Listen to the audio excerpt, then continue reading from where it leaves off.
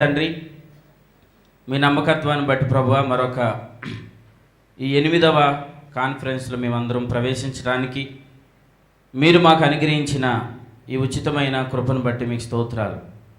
ఈ హైదరాబాద్ పట్టణంలో ప్రభా ప్రియులను మీరు ఏర్పాటు చేసుకొని మీరు ప్రత్యేకపరిచిన ఈ 4 కుటుంబాల ద్వారా ఈ హైదరాబాద్ పట్టణంలో మీరు జరిగిస్తున్న ఘనమైన కార్యాన్ని బట్టి మీకు స్తోత్రాలు. ప్రభువా, ఈ దినమున అనేకులు ప్రార్థించినట్లుగా సమయానికి అనేక ప్రజలు ఈ స్థలంలోనికి రావడానికి మీరు ఇచ్చిన కృపను బట్టి మీకు స్తోత్రాలు. ఇంతవరకు నాయన పాటల ద్వారా మీ నామాన్ని మహిమపరచడానికి మీరు అనుగ్రహించిన కృపను బట్టి మీకు స్తోత్రాలు.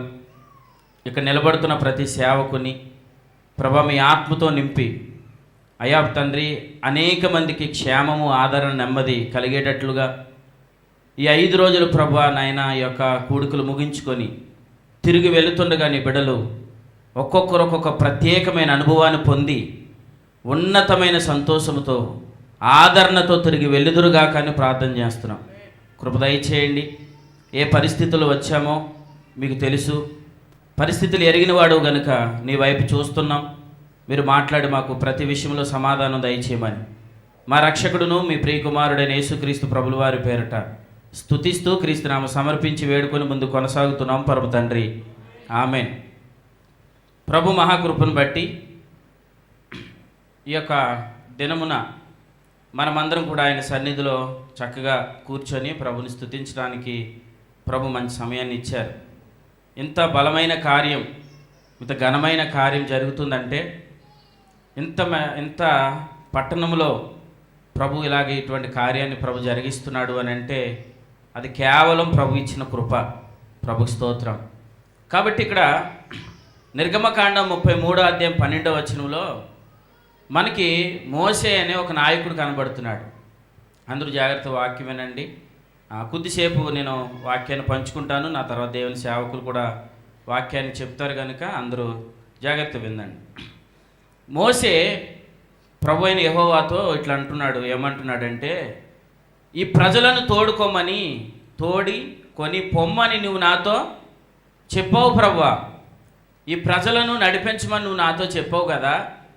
అయితే నాతో ఎవరిని పంపుదువో అది నాకు తెలపలేదు అంటూ ఇలా అంటున్నాడు. ఏమంటున్నాడంటే, నీ కటాక్షము నాకు కావాలి, నీ సన్నిధి నాకు కావాలి, నీ సన్నిధి రాని ఎడల నన్ను ఏమాత్రం ముందుకి వెళ్ళనీయకుము అంటున్నాడు. అంటే మోషే గారిని మనం గమనిస్తే ఇక్కడ మోషే గారికి ఒక విషయం అర్థమైంది. ఇంతమంది ప్రజలను, ఇంత జన సమూహాన్ని నడిపించాలి అని అంటే ఖచ్చితంగా ఇది మానవ శక్తితో జరిగేది కాదు అన్న విషయం అర్థమైంది మోషేకి. నా బలం వల్ల, నా శక్తి వల్ల జరగది. కేవలం దేవుడు ఆయన సన్నిధి మాత్రం నాకు తోడుగా ఉంటేనే ఈ ప్రజలను నేను నడిపించగలను అన్న ఒక ఆలోచన మోషే గారికి వచ్చింది. వాస్తవానికి మనం గమనిస్తే మోషే గారికి చాలా వివేకం కలిగిన వ్యక్తి, నేర్పరితనం కలిగిన వ్యక్తి, బలము కలిగిన వ్యక్తి. అతని గురించి మాట్లాడుతూ అపోస్తల కార్యగ్రంథం 7వ అధ్యాయంలో, అపోస్తల కార్యగ్రంథము 7వ అధ్యాయం మనం ఒకసారి ఆ మాట చూడగలిగితే, మోషే ఈ విషయంలో ప్రభువా నీ సన్నిధి నాతో రాని ఎడల నేను వెళ్ళను, నువ్వు నాతో ఉంటేనే, అంటే నీ సన్నిధి నాకు తోడుగా ఉంటేనే నేను ముందుకి వెళతాను అంటూ ఆయన సన్నిధిని కోరుకుంటున్నాడు మోషే. అయితే మోషే వాస్తవానికి ఎటువంటి నైపుణ్యం కలిగిన వాడు అని అంటే అపోస్తల కార్యగ్రంథం 7వ అధ్యాయం 22వ వచనంలో మోషే ఐగుప్తీయుల సకల విద్యలను అభ్యసించి ఒకటి మాటల యందు కార్యముల యందును ప్రవీణుడై ఉండెను. ఇది సరిపోదా ప్రజలను నడిపించడానికి? మాట నేర్పరగలవాడు, కార్యముల యందు ప్రవీణుడు, మాట నేర్పరగలవాడు. అంతేకాదు మోషేకి ఎంత బలం ఉంది? ఎంత బలం ఉందండి? ఒక గుద్దుగానే ఐగుప్తుడు ఏమయ్యాడు? బోర్లు పడి చచ్చిపోయాడు అంతే, వేసినాములో కదా. ఎంత బలవంతుడు! ఒక దెబ్బతోనే ఐగుప్తున్నే చంపేసే అంత బలం ఎవరికి ఉంది? మోషే గారికి ఉంది. అంత బలవంతుడు కూడా మాట నేర్పరగలిగిన వాడు ప్రజల విషయంలో మాత్రం ఏమడుగుతున్నాడంటే, ప్రభువా నా బలం సరిపోదయ్యా అని అంటున్నాడు. నా బలం సరిపోదు, నా శక్తి సరిపోదు.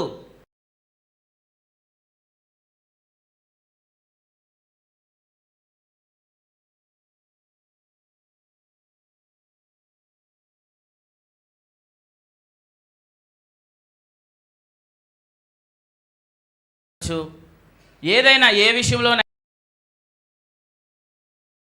చాలు, నా బలం చాలు, నేను ఏదో ఒక రకంగా నా కుటుంబాన్ని నేను నెట్టుకొని వెళ్ళిపోతానని అనుకుంటాం. కానీ ఇక్కడ మోసే గారి యొక్క అనుభవం మనం చూడగలిగితే, మోసే జ్ఞానవంతుడు, వివేకము కలిగిన వాడు, ప్రవీణుడు, బలవంతుడు అయినా కానీ మోసే ఏమడుగుతున్నాడంటే, ప్రభువా నీ కృప నాకు కావాలి అని కోరుకుంటున్నాడు. నీ సన్నిధి నాకు కావాలి, నీ కృప నాకు కావాలి. నీ సన్నిధి రాకపోతే నేను ఒక అడుగు కూడా ముందుకి వేయలేను అని అంటున్నాడు. అంటే ఎందుకు ఇంత అలాగ మోసే మాట్లాడుతున్నాడు అని అంటే, ఆల్రెడీ అంతకుముందే మోసే తన సామర్థ్యతను ఆధారం చేసుకొని, తన శరీరాన్ని ఆధారం చేసుకొని, తన బుద్ధిని ఆధారం చేసుకొని ఒకసారి ఫెయిల్ అయిపోయిన అనుభవాలు మోసే గారు చూశాడు ఆల్రెడీ. అది కింద రాయబడింది అపోస్తుల కార్యగ్రంథం 7వ అధ్యాయంలోనే 25వ వచనాన్ని చూడగలిగితే, తన ద్వారా తన సహోదరులకు దేవుడు రక్షణ దయచేయుచున్న సంగతి వారు గ్రహింతురని అతడు తలంచెను. ఈ తలంపు ఎవరిది? మోసేది. అతడు తలంచెను, కానీ వారు ఏం చేయలేదు, వారు గ్రహింపలేదు. గనుక ఏం జరిగింది? 29వ వచనం, 29వ వచనం. మోసే ఆ మాట విని అక్కడి నుంచి పారిపోయాడు. అంటే ఓడిపోయాడా గెలిచాడా? ఓడిపోయాడు. ఆ మాట విని అక్కడి నుండి ఏమయ్యాడు? పారిపోయాడు. అంటే ఎప్పుడైతే తన ఆలోచన బట్టి, తన బుద్ధిని బట్టి, తన జ్ఞానాన్ని బట్టి, ఒక మాటలో చెప్పాలంటే అతను మోసే తన శరీరాన్ని ఆధారం చేసుకున్నాడు. ఎప్పుడైతే తన శరీరాన్ని ఆధారం చేసుకుని ముందుకు వెళ్ళాలి అని అనుకున్నాడో, అక్కడి నుండి అతను ఏమయ్యాడు? ఫెయిల్ అయ్యాడు. ఫెయిల్ అయిన మోసే అక్కడి నుంచి ఏమయ్యాడట? పారిపోయాడు. అంటే ఇప్పుడు ఆల్రెడీ మోసేకి ఏమర్థమైంది? నేను నా శరీరాన్ని ఆధారం చేసుకుంటే ఖచ్చితంగా నేను ఏమవుతాను? ఫెయిల్ అవుతాను. నేను నా శరీరాన్ని ఆధారం చేసుకుంటే, నా బుద్ధిని ఆధారం చేసుకుంటే, నా జ్ఞానాన్ని ఆధారం చేసుకుంటే, దేవుని కృపకు వేరుగా నేను వెళ్తే ఖచ్చితంగా నేను ఫెయిల్ అవుతాను అన్న విషయం ఎవరికి అర్థమైంది? మోసేకి అర్థమైంది. ప్రభు కూడా ఇలా చెప్పారు, నాకు వేరుగా ఉండి మీరు ఏది చేయలేరు.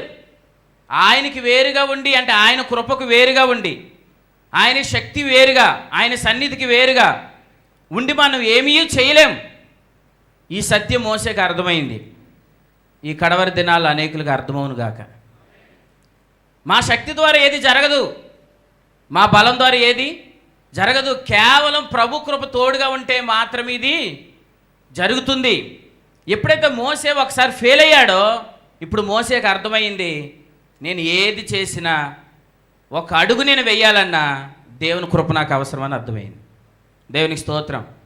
కొన్ని సందర్భాల్లో మనం ఫెయిల్ అవ్వడం కూడా ప్రయోజనకరమే. కొన్ని సందర్భాల్లో ఫెయిల్ అవ్వడం కూడా ప్రయోజనకరమే. అలాగని ఫెయిల్ అవుతే అలా దేవుడు మనల్ని ఉంచడు. తిరిగి మనల్ని ఆయన మరల లేపుతాడు. మనల్ని ప్రయోజనకరమైన పాత్రలుగా వాడుకుంటాడు. మోసే ఒకరోజు ఫెయిల్ అయిపోయినా తర్వాత మోసేతో దేవుడు మాట్లాడాడు. ఏం మాట్లాడాడు? నిర్గమకాండం 4వ అధ్యాయం. నిర్గమకాండము 4వ అధ్యాయం. నిర్గమకాండము 4వ అధ్యాయం. మోసేని ప్రభు పిలిచినప్పుడు ఆల్రెడీ అతను అప్పటికే ఫెయిల్ అయిపోయాడు.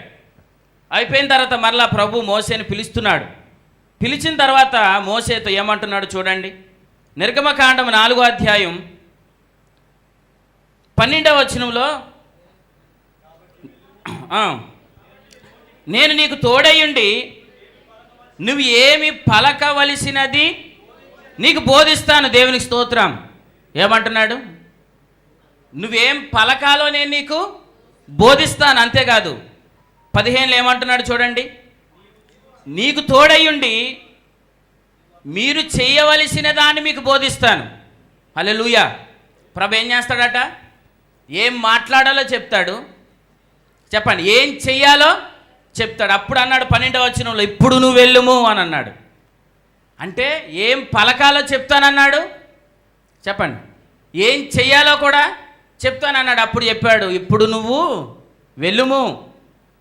పిలిచిన వాడు ఖచ్చితంగా ఏం మాట్లాడాలో చెప్తాడండి. పిలిచిన వాడు ఖచ్చితంగా ఏం మాట్లాడాలో చెప్తాడు, ఏం చెయ్యాలో చెప్తాడు. మనం ఇలా అభ్యంతర పడకూడదు. ఏమని అంటే, ప్రభా నువ్వు పిలిచావు, నన్ను అలా నోటలో ఉంచేసేవేంటి ప్రభా, ఏది లేదు, ఏ మార్గం లేదు, ఎటెళ్ళాలో నాకేమీ అర్థం కావడం లేదని మనం భయపడవలసిన పనేమి లేదు. ఆల్రెడీ మనం పిలిచినప్పుడే మన పట్ల దేవుడు ఒక ఉద్దేశాన్ని కలిగి ఉన్నాడు. ఇర్మీయా గ్రంథం 29లో ఎలా ఉంటుంది? ఆయన మన పట్ల కలిగి ఉన్న ఉద్దేశములన్నీ అవి సమాధానకరమైనవే కానీ హానికరమైనవి కావు. కాబట్టి ఆల్రెడీ నిన్ను పిలిచినప్పుడే నీ పట్ల ఆయన ఒక ఉద్దేశాన్ని కలిగి ఉన్నాడు. అది సమాధానకరమైంది, అది మేలుకరమైంది. కాబట్టి మోసేని పిలిచినప్పుడే ప్రభు ఏం చెప్పాడంటే, నేను నువ్వేం మాట్లాడాలో చెప్తాను, అంతేకాదు నువ్వేం చెయ్యాలో చెప్తాను, కాబట్టి నువ్వు ఇప్పుడు వెళ్ళుము అని అన్నాడు. ఇప్పుడు మోసేకి ఏమర్థమైందంటే, ఎంతమంది ప్రజలను ఇప్పుడు నేను నడిపించాలంటే ఆల్రెడీ ప్రభు పిలిచినప్పుడు నాతో ఏం చెప్పాడు? ఏం పలకాలో చెప్తానన్నాడు. రెండోది ఏమన్నాడు? ఏం చెయ్యాలో చెప్తానన్నాడు. ఇప్పుడు మోసే అది జ్ఞాపకం వచ్చింది. జ్ఞాపకం వచ్చేలా అంటున్నాడు, ప్రభువా ఇప్పుడు నేను ఎంతమంది ప్రజలను నడిపించాలంటే ఖచ్చితంగా నాకు నీ సన్నిధి కావాలి. ఏం మాట్లాడాలో చెప్తానన్నావు, ఏం చెయ్యాలో చెప్తానన్నావు అని ఇప్పుడు మోసే ఎవరి వైపు చూస్తున్నాడంటే ప్రభు వైపు చూస్తున్నాడు. మీకు మాట చెప్తున్నాను, మోసే శరీరాన్ని ఆధారం చేసుకోవడానికి చాలా అవకాశాలు ఉన్నాయి. అంటే శరీరానుసారంగా ప్రవర్తించడానికి మోసేకి 100 అవకాశాలు ఉన్నాయి, 100% అవకాశం ఉంది.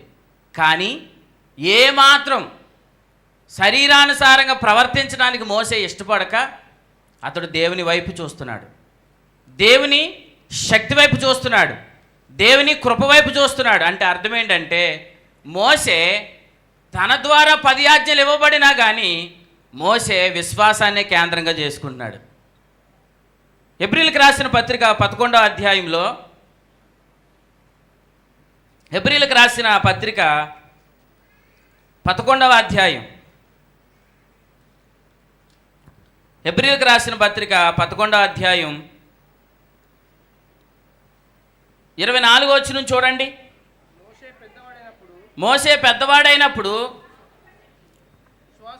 విశ్వాసమును బట్టి ఐగుప్తు ధనము కంటే క్రీస్తు విషయమైన నింద గొప్ప భాగ్యమని ఎంచుకొని అల్పకాలము పాపభోగములు అనుభవించుట కంటే దేవుని ప్రజలతో శ్రమ అనుభవించుటే మేలని యోచించి, అంటే ఆలోచించాడు. దేన్ని ఆధారం చేసుకున్నాడట? విశ్వాసమును బట్టి. అంటే దేన్ని ఆధారం చేసుకున్నాడు? విశ్వాసాన్ని ఆధారం చేసుకున్నాడు. ఆల్రెడీ అప్పటికి నిర్గమాకాండం 33వ అధ్యాయానికి అప్పటికి ఏమొచ్చాయి? 10 ఆజ్ఞలు వచ్చాయి. ఎవరి ద్వారా వచ్చాయి? మోసే ద్వారా వచ్చాయి. ఇంతకీ చేతికి ఇచ్చింది ఎవరు? దేవుని యొద్ద నుండి పొందింది మోసే. ఇప్పుడు ప్రజలకు ఇచ్చింది ఎవరు? మోసే.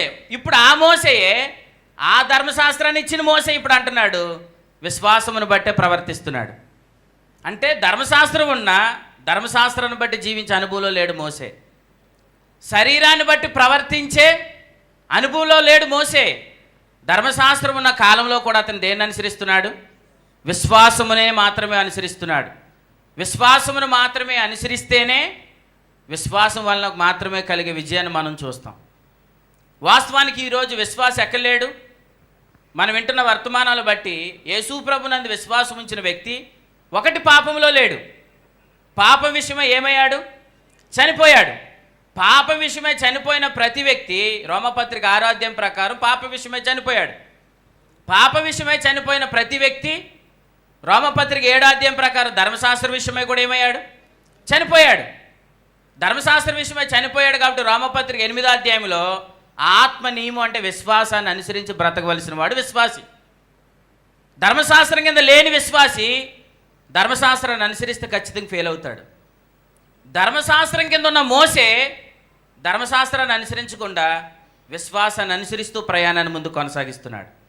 ప్రభుకి స్తోత్రం. అంటే మోసేకి ఏమర్థమైందంటే 10 ఆజ్ఞలను అనుసరిస్తే లేదా ధర్మశాస్త్రాన్ని అనుసరిస్తే శరీరానుసారంగా నేను ప్రవర్తిస్తే, శరీరాన్ని ఆధారం చేసుకుంటే, నా స్వశక్తిని ఆధారం చేసుకుంటే నేను ఏమీ చేయలేనన్న సత్యం అతనికి అర్థమైంది. దాన్ని ఇప్పుడు మనం ఏమని పేరు పెట్టి పిలుస్తున్నామంటే దాన్నే గ్రహింపు అంటున్నాం. దాన్ని ఏమంటున్నాం? గ్రహింపు. మీలో చాలామందికి ఆ గ్రహింపు కలిగింది. దేవునికి స్తోత్రం. నూతనంగా వచ్చిన వారు కూడా ఈ యొక్క 5 రోజుల మీటింగ్స్ ద్వారా గ్రహింపు కలుగునుగాక. తర్వాత సాక్ష్యాలు రావాలి. ఏమని? మేము హైదరాబాద్ మీటింగ్స్కి వెళ్ళాం, అక్కడే మాకు గ్రహింపు కలిగిందని. రాజమండ్రి మీటింగ్ వచ్చిన వారికి కొంతమంది గ్రహింపు కలిగింది. తణుకు ప్రాంతానికి వచ్చినప్పుడు కొంతమంది గ్రహింపు కలిగింది. యానం ప్రాంతానికి వచ్చినప్పుడు కొంతమంది గ్రహింపు కలిగింది. ఈ మీటింగ్స్లో అనేకులకి గ్రహింపు కలుగును గాక. కాబట్టి శరీరానుసారంగా ప్రవర్తిస్తే ఏం కలగదు? విజయం కలగదు. అది ఎవరికి అర్థమైంది? మోసేకి అర్థమైంది. అంటే మోసే తన శక్తి ద్వారా ప్రజలను నడిపించాలని అనుకోవడం లేదు. అలాగే ఈ దినాల్లో కూడా మనకు అర్థమవ్వాలి, మన శక్తి ద్వారా పరిచర్యలు నడిపించడం కష్టం. మన శక్తి ద్వారా, మన బలము ద్వారా, మన జ్ఞానం ద్వారా మన కుటుంబాన్ని కానీ, మన పరిచర్యలు కానీ, ఉద్యోగాలు కానీ, వ్యాపారం కానీ దేన్ని మనం నడిపించలేం. కేవలం దేవుని శక్తి. హల్లెలూయా. కేవలం దేవుని శక్తిని మనం ఆధారం చేసుకుంటేనే మాత్రమే మనం చేసే ప్రతి దాంట్లో మనం విజయాన్ని చూస్తాం. కొరింథీయులకు రాసిన మొదటి పత్రిక ఒకసారి ఆ మాటను చూడండి. కొరింథీయులకు రాసిన మొదటి పత్రిక 2వ అధ్యాయం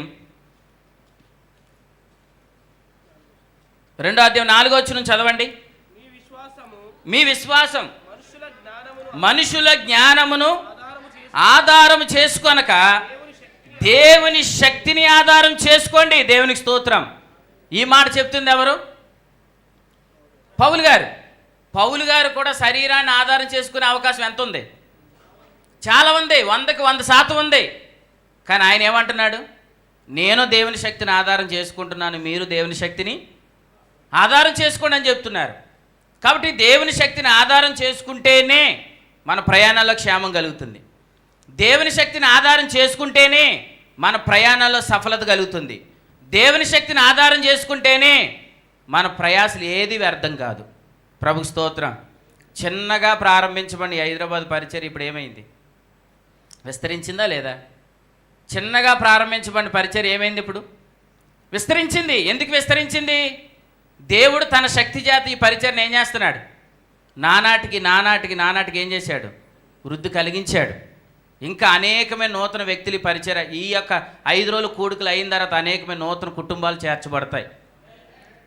అనేక ప్రజలను ప్రభు ఖచ్చితంగా నడిపిస్తాడు. యాకోబుకి ఏమర్థమైందంటే ఐగుప్తులో ఆహారం దొరుకుతుందని యాకోబుకి అర్థమైంది. ఇక్కడ ఆహారం పంచిపెట్టబడుతుందని అనేకులకి కూడా అర్థమవుతుంది. అంతే. అర్థమైందా? ఆహారం దొరికే స్థలానికి ప్రభు ఏం చేస్తాడు? ఖచ్చితంగా నడిపిస్తాడు. కాబట్టి దేవుని శక్తిని ఆధారం చేసుకుంటేనే మనకేం కలుగుతుంది? క్షేమము కలుగుతుంది. కాబట్టి మోసేకి ఇది అర్థమైంది. ఏమనంటే ప్రభు నన్ను పిలిచాడు, పిలిచినప్పుడు నాతో ఏం చెప్పాడు? నువ్వేం మాట్లాడాలో చెప్తానన్నాడు. దేవునికి స్తోత్రం. రెండోది ఏమన్నాడు? నువ్వేం చెయ్యాలో కూడా చెప్తానన్నాడు. అప్పుడు ఏమన్నాడు? ఇప్పుడు నువ్వు వెలుమని చెప్పాడు. అంటే ఇప్పుడు అడుగడుగున మోసే ఎవరి వైపు చూస్తున్నాడు? దేవుని వైపు చూస్తున్నాడు. ఇప్పుడు ప్రభు మోసేకు ఒక పని అప్పగించాడు. ఏంటి ఆ పని అంటే, నువ్వు ఒక ప్రత్యక్షపు గుడారం కట్టాలని చెప్పాడు. ఏమన్నాడు? ఒక ప్రత్యక్షపు గుడారం కట్టమని చెప్పాడు. అంటే ఇప్పుడు మోసేకి ఏం అప్పగించాడు దేవుడు? ఒక పని. చెప్పండి, ఏం అప్పగించాడు? ఒక పని అప్పగించాడు. పిలిచాడు. పిలిచిన తర్వాత ఏం మాట్లాడాలో చెప్పాడు. ఇప్పుడు ఏం చెప్తున్నాడు? ఏం చెయ్యాలో చెప్తున్నాడు. ఏం చేయమంటున్నాడు? నువ్వు ఒక ప్రత్యక్షపు గుడారం కట్టాలి అని చెప్పాడు. ఇప్పుడు పనికి పిలిచిన వాడు ఎవరు? ప్రభువే. చేయమని చెప్పింది ఎవరు? ప్రభువే. నిర్మించమన్నది ఎవరు? ప్రభువే. మరి ఇప్పుడు ఆ పనికి కావలసిన సమృద్ధిని ఇచ్చేది కూడా ఎవరు? ప్రభువే. ఇప్పుడు మోసే ఎవరి వైపు చూస్తున్నాడు? దాని విషయంలో కూడా ప్రభు వైపే చూస్తున్నాడు. ప్రభు, ఈ సందర్భంలో మేము ఎలాగెళ్ళాలో మాతో మాట్లాడు. ప్రభు మాట్లాడేవాడు మోసేతో. ఈ అనుభవం ఉంది. ఏమనంటే నేను ముఖాముఖిగా మోసేతో మాట్లాడి తిని, అంటే ప్రభు ప్రతి విషయాన్ని మోసేకి చెప్పాడు. ఒకరోజు అహరోను మోసే ఇరువురు వారు కనిపెట్టారంట. అప్పుడు ప్రభు ఏం చేశాడు? ఆయన మహిమను వారికి కనుపరిచాడు. ఎప్పుడైతే మహిమను చూశారో వారు ప్రయాణంలో ముందుకి కొనసాగారు. ఇలా రాయబడింది నిర్గమకాండ చివరి అధ్యాయంలో, వీరి యొక్క ప్రయాణ పద్ధతి అని రాయబడింది. వీరి యొక్క ప్రయాణ పద్ధతి అంటే అర్థం ఏంటి? వారు ప్రతి ప్రయాణంలో ప్రభు వైపు చూడడం, ప్రభు యొద్ద నుండి వర్తమానం పొందుకోవడం, ప్రభు యొద్ద నుండి వారు ఆ మార్గం యొక్క నిర్దేశత్వం, ఎలా వెళ్ళాలి, ఏం చెయ్యాలి, ఎక్కడ గుడారం వేయాలనేది ప్రభు ద్వారా తెలుసుకోవడం, ఆ మార్గం గుండా ముందుకు వెళ్ళడం, ఇదే వారి యొక్క ప్రయాణ పద్ధతి. ఇప్పుడు మన ప్రయాణ పద్ధతి ఏంటి? ప్రతిరోజు దేవుని నోట నుండి వచ్చి మాట వల్ల జీవించడమే మన యొక్క ప్రయాణ పద్ధతి. ప్రభుకు స్తోత్రం. కాబట్టి పిలిచిన ప్రభు ఏం చేశాడు? ఏం మాట్లాడాలో చెప్పాడు. రెండోది ఎలా అంటున్నాను, ఏం చెయ్యాలో కూడా ప్రభువే చెప్పాడు. ఒకసారి రండి, నిర్గమకాండం 35వ అధ్యాయం. నిర్గమకాండం 35వ అధ్యాయం.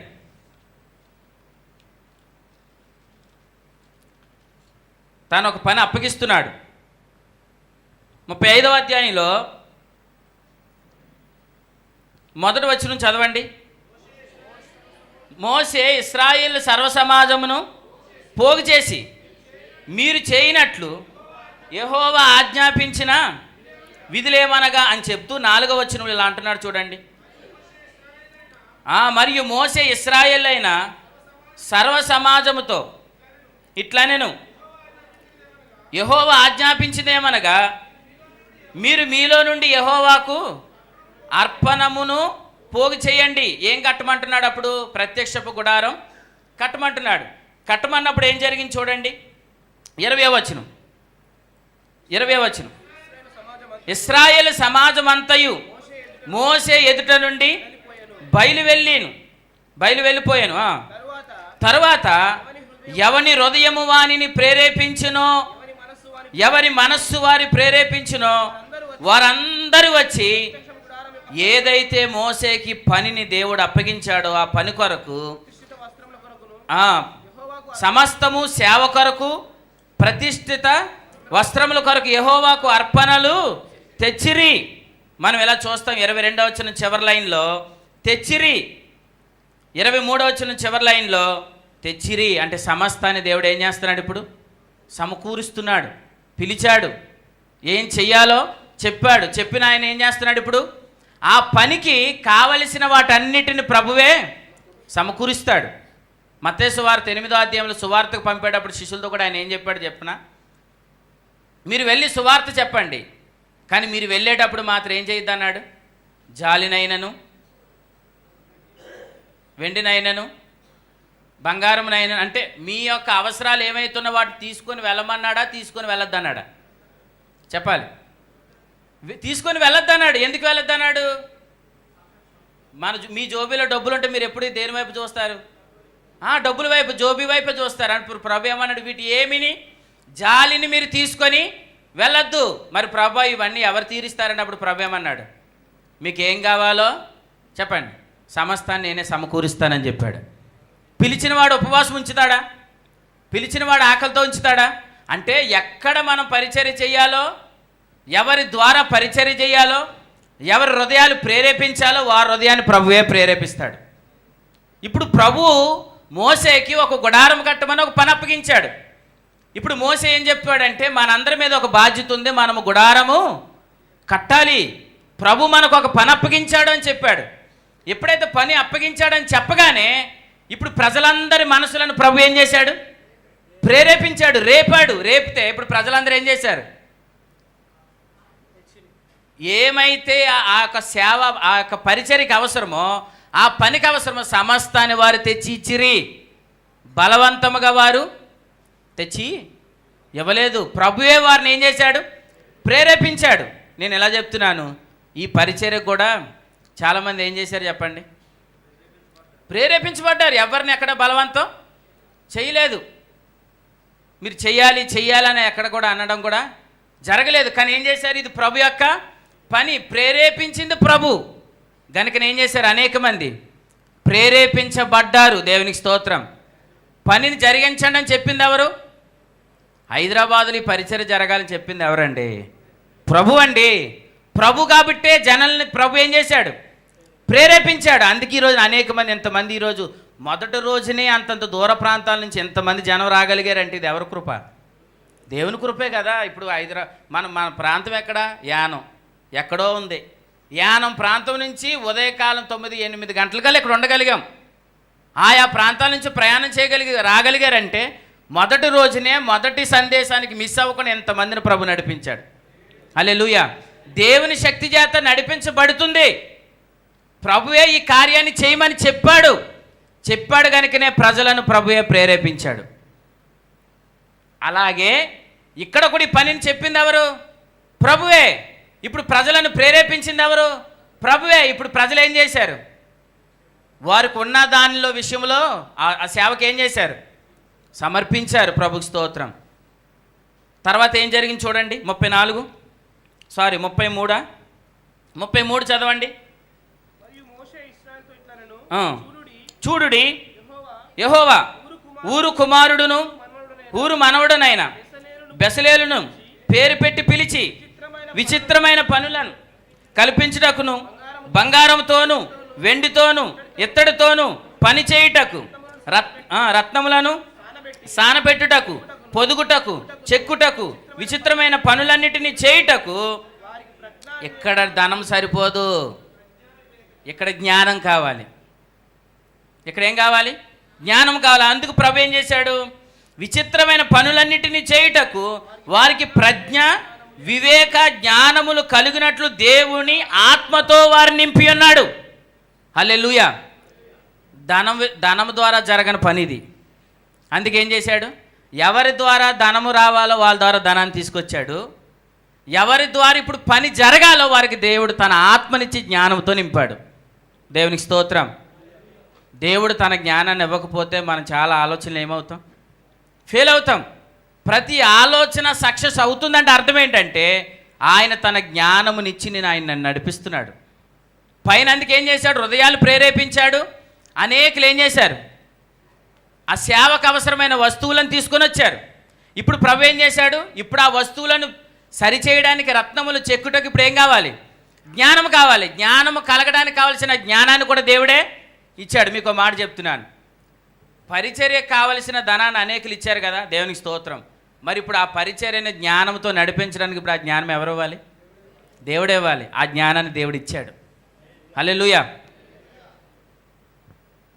డబ్బు ఉంటే సరిపోద్దా చెప్పండి? ధనం ఒక్కటే ఉంటే సరిపోద్ది అనుకుంటే ఇక్కడ ఏమి ఇచ్చేవాడు? ధనం ఒక్కటే ఇచ్చేవాడు. కానీ ధనం ఒక్కడితో ఆపేశాడా? ఆపలేదు. తర్వాత ఏం చేశాడు? జ్ఞానము కలిగినట్లు దేవుని ఆత్మతో వారిని ఏం చేశాడు? నింపాడు. 35వ వచనం చివరి లైన్ చదవండి. ఆయన వారి హృదయములను జ్ఞానముతో నింపాడు. దేవునికి స్తోత్రం.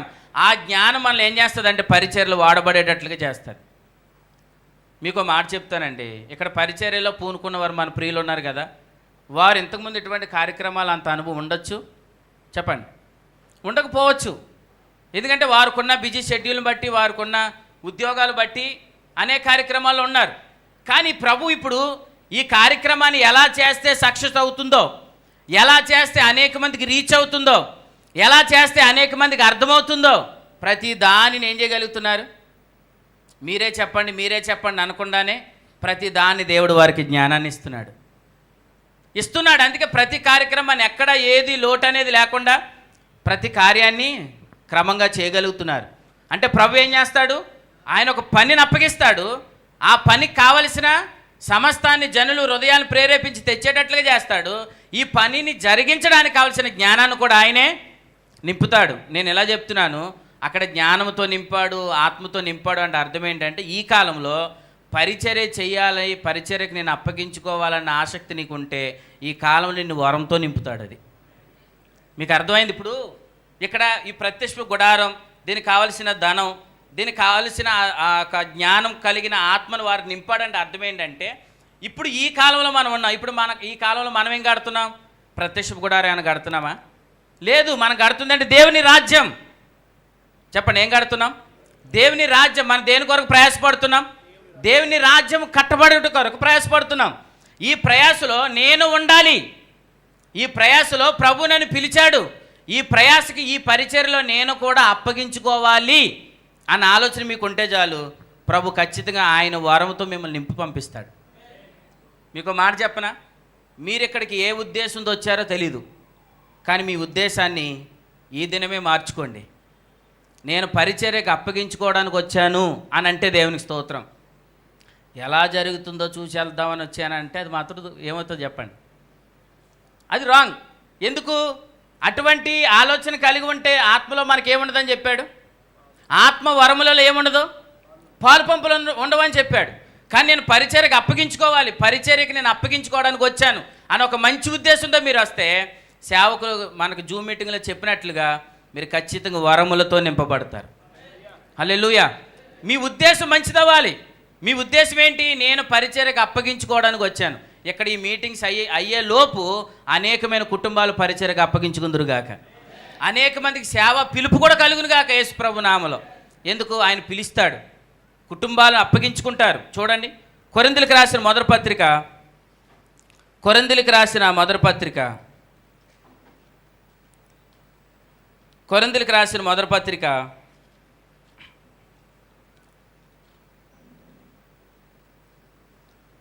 16వ అధ్యాయం 16వ అధ్యాయం 15వ వచనం. స్టెఫను ఇంటి వారు అకే యొక్క ప్రథమ ఫలమై ఉన్నారనియు వారు పరిశుద్ధులకు పరిచర్య చేయుటకు తమ్మును తాము ఏం చేసుకున్నారు? అప్పగించుకున్నారు. దేవునికి స్తోత్రం. ఈ మీటింగ్స్ అయ్యేలాగా మీరు ఏదో ఒక పరిచర్యకు అప్పగించుకుందరు కాక, అంతే. మీరు వచ్చింది వృధా అవదు. ప్రభా, నన్ను ఏదో ఒక నీ పనిలో ఏదో ఒక విషయంలో నన్ను వాడుకో అని, నన్ను వాడుకో ప్రభా అని మీరు వచ్చారా? ఖచ్చితంగా ప్రభు మీకు ఆ పరిచర్యలు మీకు కావాల్సిన వరాన్ని ఇస్తాడు. ఆ పరిచర్య దేవుడు మిమ్మల్ని వాడుకుంటాడు. నీ ఉద్దేశం ఖచ్చితంగా ఏమవుతే మంచిదైతే. ఇప్పుడు గారడి సిమోని యొక్క ఉద్దేశం ఏం కాదు, మంచిది కాదు. అందుకేమన్నాడు? నీ ఉద్దేశం, నీ తలంపులు సరైనవి కాదు గనుక నీకు ఈ వరములు ఏమి లేవు, పాలు పంపలేవు. అంటే నీ ఉద్దేశం సరైనదైతే ఖచ్చితంగా ఆయన వరంతో నింపుతాడు. అందుకే ప్రభు ఏమంటున్నాడంటే, కుటుంబాలు పరిచర్యకి ఏం చేసుకున్నారు? ఇక్కడ అప్పగించుకున్నారు. నేను అప్పగించుకోవడానికి వచ్చానన్న వాళ్ళు దేవునికి స్తోత్రం చెప్పండి. నేను ప్రభు పనికి అప్పగించుకోవడానికి వచ్చాను, దేవునికి స్తోత్రం. కాబట్టి ఖచ్చితంగా మిమ్మల్ని ఒట్టి చేతులతో దేవుడు పంపడు. అప్పగించుకోవడానికి వచ్చారంటే అర్థం ఏంటంటే ఖాళీ పాత్రలతో వచ్చారు. ఎలీషా ఏమన్నాడు? ఖాళీ పాత్రలతో రండి అన్నాడు. ఖాళీ పాత్రలతో వచ్చి ప్రభు ఏం చేస్తాడు? ఇప్పుడు నింపుతాడు. ఎంత నింపుతాడు? పొర్లేటట్టుగా నింపుతాడు. ఆ మాట చూపిస్తాను చూడండి. యోవేలు గ్రంథంలో ఆత్మవరం కోసమే రాయబడింది అక్కడ. యోవేలు గ్రంథంలో, యోవేలు గ్రంథం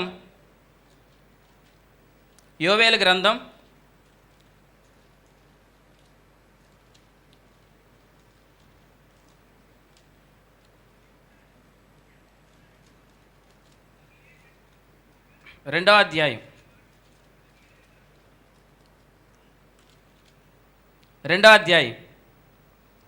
24వ వచనం చూడండి.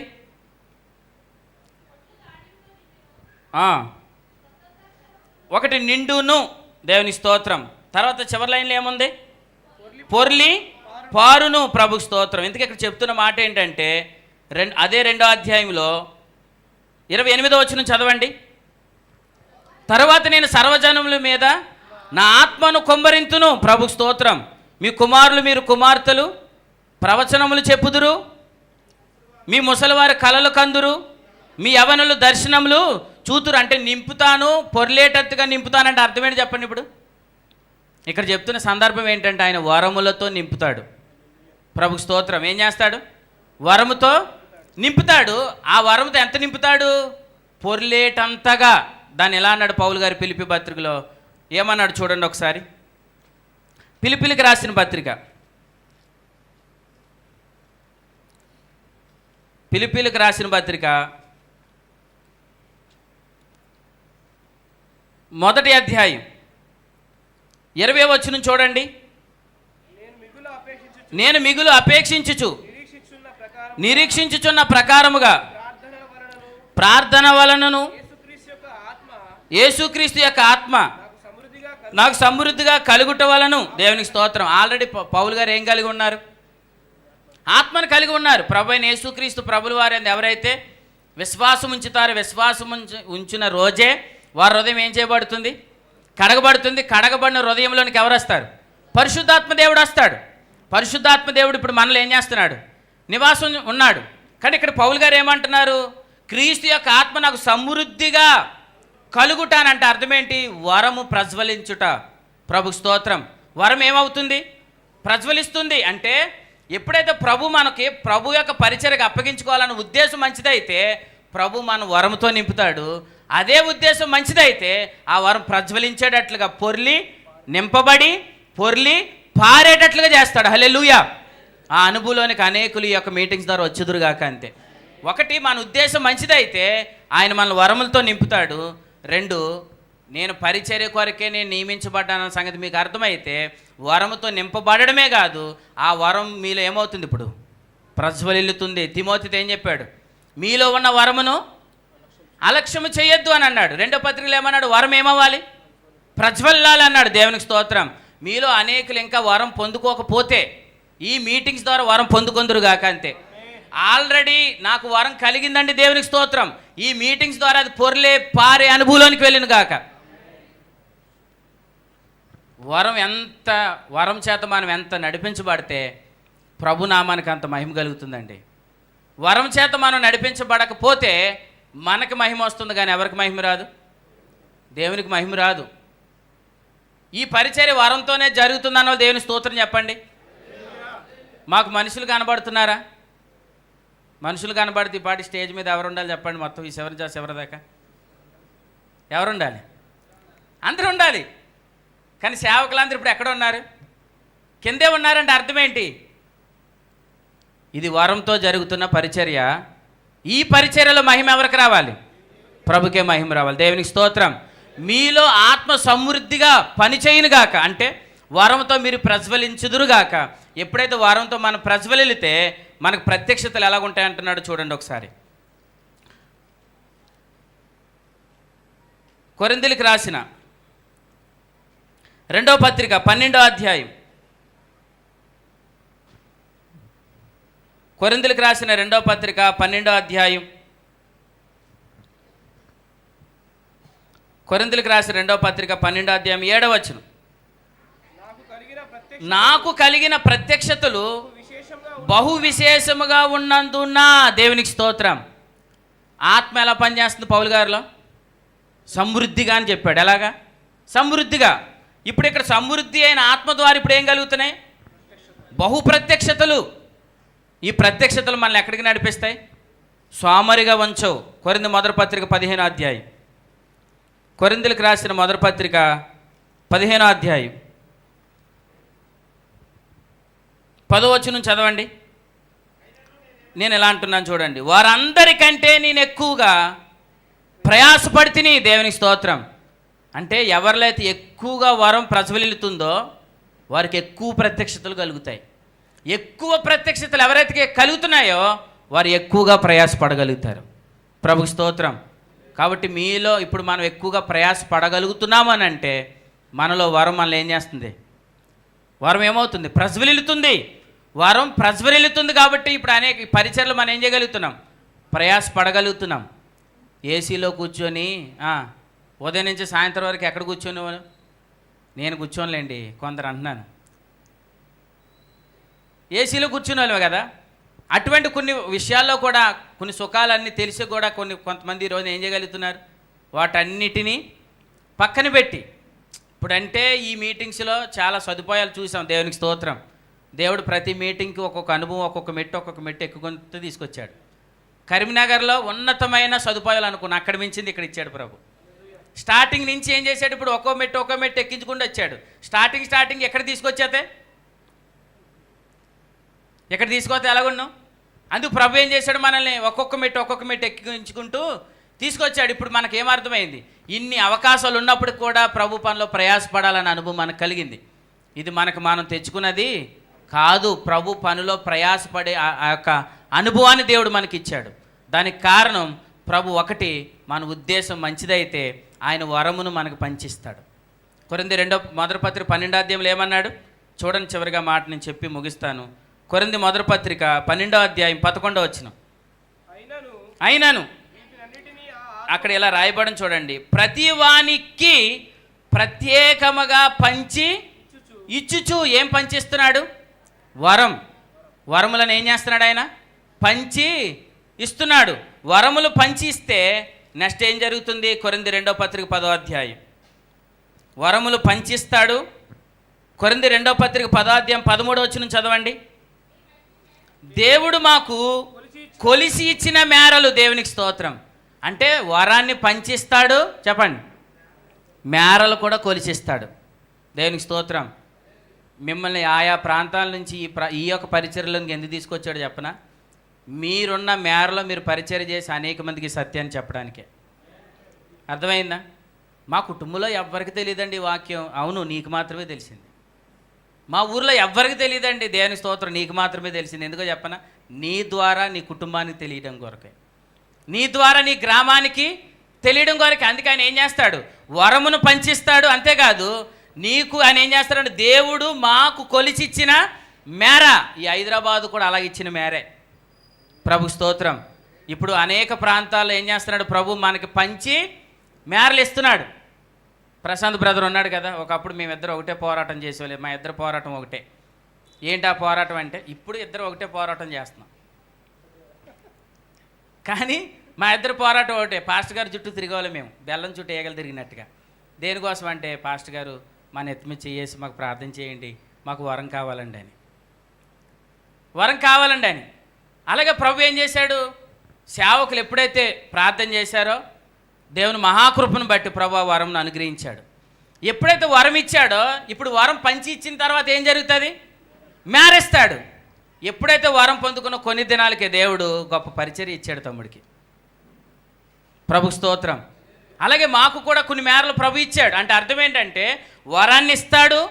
వరం ఎందుకు ఇచ్చాడు? పరిచర్య జరగడం కొరకు. అంటే పరిచర్యలో కావాల్సిన మేరలు కూడా ప్రభు ఇస్తాడు. దేవునికి స్తోత్రం. నేను ఇంకా ఎక్కడ పరిచర్య ఏమి ప్రారంభించలేదంటే, దేవుడు త్వరలోనే నీకు మేరను ఇవ్వబోతున్నాడు.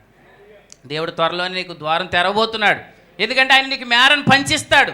ఎందుకు మేరను పంచిస్తాడు? నీ ఉద్దేశం మంచిది కాబట్టి. ప్రభు స్తోత్రం. నేను పరిచర్య కొరకు అప్పగించుకోవడానికి వచ్చానండి, నా కుటుంబం అంతా పరిచర్యకు అప్పగించుకోవడానికి వచ్చాం. ప్రభు ఏం మాట్లాడతాడు?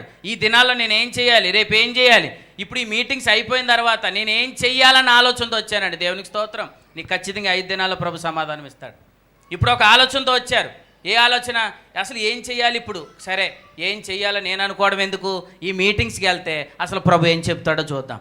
ఈ 5 రోజుల్లో నేను అనుకున్నది నాకు ఖచ్చితంగా ప్రభు చెప్తాడో లేదో అని మీరు వచ్చారు. ఖచ్చితంగా వినండి, ఈ 5 రోజుల్లో మీరు అనుకున్న దాన్ని ప్రభు మీకు బయలుపరుస్తాడు.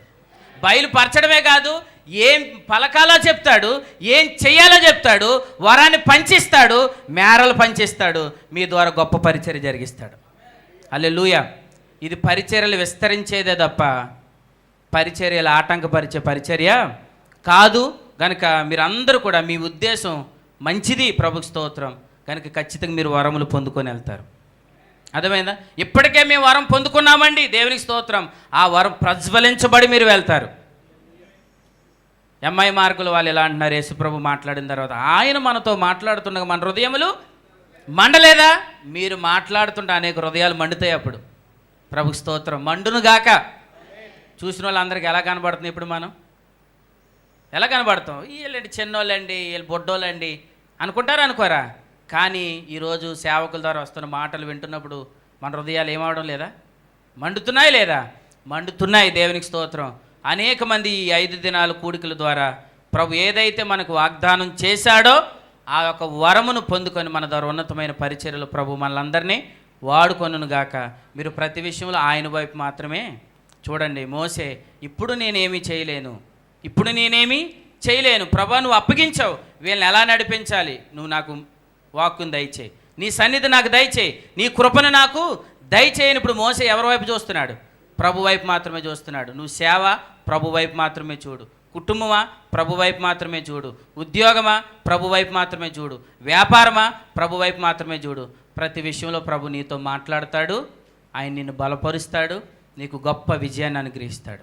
అటువంటి కృప దేవుడు మీకు అందరికీ సమృద్ధిగా దయచేయను గాక. సామెతల గ్రంథం 23వ అధ్యాయంలో ఇలా ఉంది. ప్రభు చెప్తున్నాడు, నీ ఆశ భంగము కానేరదు, నీ ఆశ భంగము కానేరదు. రోమపత్రిక 5:5 ఇలా ఉంది, మన నిరీక్షణ సిగ్గుపరచదు, మన నిరీక్షణ సిగ్గుపరచదు, మన ఆశ భంగము కానేరదు, మన విశ్వాసం వ్యర్థం కాదు. ఖచ్చితంగా మీరు అందరూ ఖాళీ పాత్రలతో వచ్చారు. ప్రభు నింపునుగాక, పొర్లి పారే అనుభవం దేవుడు నడిపించునుగాక. రైట్, తల వంచండి ప్రార్థన. పరిశుద్ధుడైన తండ్రి, మహోన్నతుడా, జీవాధిపతి, నమ్మదగిన దేవానికి స్తోత్రాలు. ప్రభా నాయన, ప్రజల దృష్టిలో మేమందరం చిన్నవారు. ప్రభా మా ద్వారా ఈ చివరి దినాల్లో బెన్యామీను తరాన్ని మీరు లేపుకున్నారు. చిన్నవారి ద్వారానే బలమైన కార్యాలు మీరు జరిగిస్తున్నారు. చిన్నవాని చేతిలోని 5 రొట్టెలు మీ చేతికి తీసుకున్నారు. 5 రొట్టెలు 2 చిన్న చేపలు 5,000 మందికి పంచగా 12 గంపలు మిగిలేటట్లుగా మీరు చేశారు. చిన్నవాడినే మీరు వాడుకున్నారు. సమాజం దృష్టిలో నాయన నీచముగా కనబడిన గాడిదని మీరు వాడుకున్నారు, ఘనతనిచ్చారు. అవును ప్రభా, సమాజం దృష్టిలో మేము పనికిరాని వారు అయినా మీ దృష్టిలో మేము గొప్పవారు, శ్రేష్ఠులం. ఈరోజు మాకున్న ఆధిక్యత వారికి లేదు ప్రభువా. మీరు మాకు ఎంతో గొప్ప ఆధిక్యతనిచ్చారు. అందరి బట్టి మీకు స్తోత్రాలు.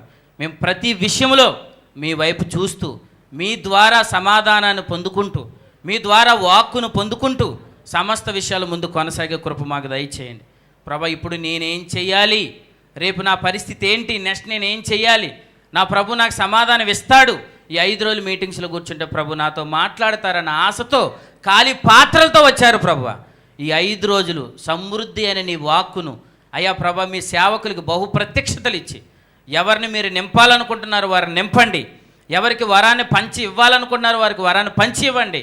వరంతో నింపబడిన వారు ప్రజ్వలించబడి నీ పరిచర్యలో మరింత ఉన్నతంగా కొనసాగుటకు మీరే కృప దయచేయండి.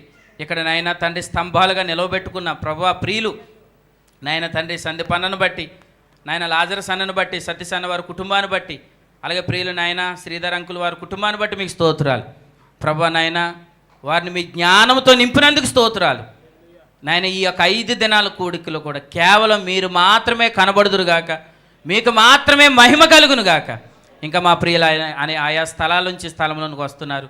వారి ప్రయాణం అంతట్లో కూడా మీ కృపతో నింపి క్షేమాన్నిచ్చి జరిగించమని, కూడికి నడిపిస్తున్న ప్రియులను బట్టి నా తర్వాత నేను నిలబడబోతున్న మీ సేవకులు కూడా మీ సమృద్ధి అయిన ఆత్మనిచ్చి వాడుకోమని మా రక్షకుడు మీ ప్రియకుమారుడైన యేసుక్రీస్తు ప్రభుల వారి పేరట స్తుతిస్తూ క్రీస్తునామ సమర్పించి వేడుకొని ముందుకి కొనసాగుతున్నాం పరమ తండ్రి.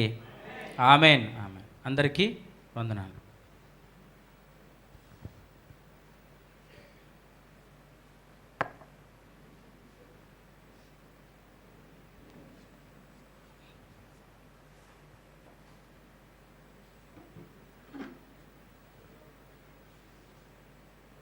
హలో ప్రభుకు స్తోత్రం. ప్రభు తన దాసు నిలబెట్టుకొని అందించిన వర్తమాన వాక్యాన్ని బట్టి ప్రభు స్తోత్రం. అలాగే శ్రేష్టమైన సంగతులు పంచుకున్న దేవుని సేవకులు సత్యప్రసాద్ గారికి ప్రభు పేట వందనాలు తెలియజేస్తున్నాను. నీ సన్నిధి నాకు తోడుగా రాకపోతే నన్ను తోడుకొని పోకుము అని నిర్గమకాండ 33వ అధ్యాయం నుంచి ప్రభు దాసులు తలంపులు పంచుకున్నారు. ప్రభు ఏం చేయాలో చెప్తాడు, ఏం మాట్లాడాలో చెప్తాడు. ప్రభు తన శక్తి ద్వారానే, తన ఆత్మ ద్వారానే మనల్ని వాడుకుంటాడు. మాత్రమే కాదు, తను ప్రభు మనకు వరాలు ఇస్తాడు.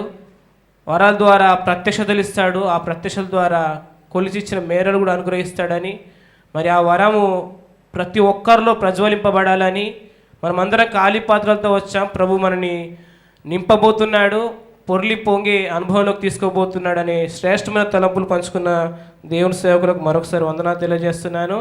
ఈ సమయంలో మరి మన మధ్య ఉన్న దేవుని సేవకులు రాజేష్ గారు ముందుకొచ్చి ఒక ప్రత్యేక కీర్తన పాడి ప్రభునామాన్ని గణపరచవలసిందిగా వారిని దేవుని సేవకులు అలాగే క్వైట్ టీం అందరూ కూడా ముందుకొచ్చి మన దగ్గర ఉన్న కీర్తనల పుస్తకంలోంచి మరి మన కీర్తన నేర్పిస్తారు. దయచేసి ఎవరైనా రిజిస్ట్రేషన్ చేసుకోవాలన్నట్లయితే రిజిస్ట్రేషన్ కౌంటర్లో మరి రిజిస్ట్రేషన్ చేసుకోవాల్సిందిగా మనం చేస్తున్నాను.